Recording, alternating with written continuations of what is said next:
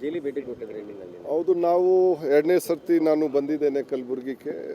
ನಾನು D G prison ಇದು charge ತೊಗೊಂಡಿದ್ದ ನಂತರ ಮತ್ತು ಹೋದ ಸರ್ತಿ ಜನವರಿ ತಿಂಗಳ ನಾನು ಬಂದಿದ್ದೆ. ಆ ಸಮಯ ಒಂದು ಕೆಲವು ವಿಡಿಯೋ ವೈರಲ್ ಆಗಿತ್ತು. ಈಗ ಕೂಡ 14ನೇ ತಾರೀಕಿಗೆ ಒಂದು ಘಟನೆ ಇಲ್ಲಿ ಆಗಿತ್ತು. ಅಲ್ಲಿ 3 ಜನ ಪ್ರಿಸ್ನರ್ಸ್ ಏನಿದೆ ಅವರು ಫರಾರಿ ಆಗಿದ್ದರು. ಆ 3 ಜನ ಒಳಗಡೆ ಈಗ ಕಲಬುರಗಿ ಪೊಲೀಸ್ ಮತ್ತು ಬೀದರ್ ಪೊಲೀಸ್ ಅವರು ಸೇರಿ ಅವರು ಇಬ್ಬರಿಗೆ ಈಗ ಮರುಬಂಧನೆ ಅವರು ಮಾಡಿದ್ದಾರೆ. ಅದೇ 3ನೇ ಆರೋಪಿ ಮಸ್ತಾನ್ ಎಲಿಯಾಸ್ ಮಾಸಾ, ಒಂದು ಊರಿದೆ ಬಸವ ಕಲ್ಯಾಣ ತಾಲೂಕಲ್ಲಿ, ಇಸ್ಲಾಂಪುರ ಹತ್ರ ಅವ್ರದ್ದು ಊರಿದೆ, ರಾಜೇಶ್ವರಿ ಒಪಿ ಇದೆ ಬರದ್ದೆ, ಅಲ್ಲಿದೆ. ಇನ್ನೂ ಒಂದು ಪತ್ತೆ ಇನ್ನೂ ಆಗಿಲ್ಲ, ಆದರೆ ನಮ್ಮ ಅಧಿಕಾರಿಗಳು, ಪೊಲೀಸ್ ಅಧಿಕಾರಿಗಳು ಅದರ ಬಗ್ಗೆ ಅವರು ಪತ್ತೆ ಮಾಡ್ತಾ ಇದ್ದಾರೆ.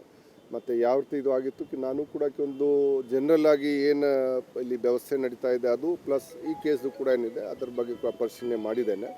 ಸೊ ಈ ಕೇಸ್ನಲ್ಲಿ ಯಾರು ಲೋಪದೋಷಗಳು ಇತ್ತು ಅವರ ಮೇಲೆ ಈಗಾಗಲೇ ಕ್ರಮ ಜರುಗಿಸಲಾಗಿದೆ. ಆದರೆ ಇನ್ನೂ ನಾನು ವಿಚಾರಣೆ ಮಾಡಿದ್ದೆ ಅಧಿಕಾರಿಗಳಿಗೆ, ನಮ್ಮ KSISF ಅಧಿಕಾರಿ ಅವರಿಗೆ ಮಾತಾಡಿದ್ದೆ. ಮತ್ತು ಮುಂದೆ ಹೇಗೆ ಸುಧಾರಣೆ ಮಾಡಬೇಕು ಅದರ ಸಲುವಾಗಿ ಕೆಲವು ನಾವು ನಿರ್ದೇಶಗಳು ನಾವು ಈಗ ಕೊಟ್ಟಿದ್ದೀವಿ.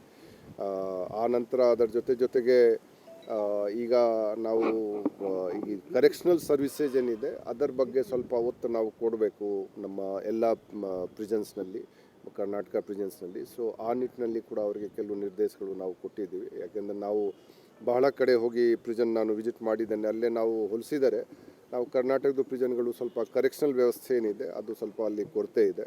ಸೊ ಅದು ಕೂಡ ನಾವು ಈಗ ಹೇಳಿದ್ದೀವಿ.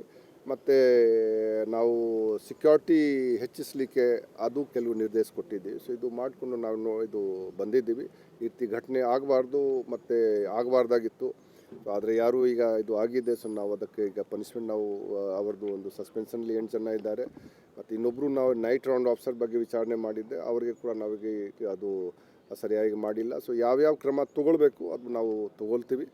ಆದರೆ ಒಂದು ವ್ಯವಸ್ಥೆ ಅದು ಇನ್ನೂ ಸರಿಪಡಿಸಬೇಕು.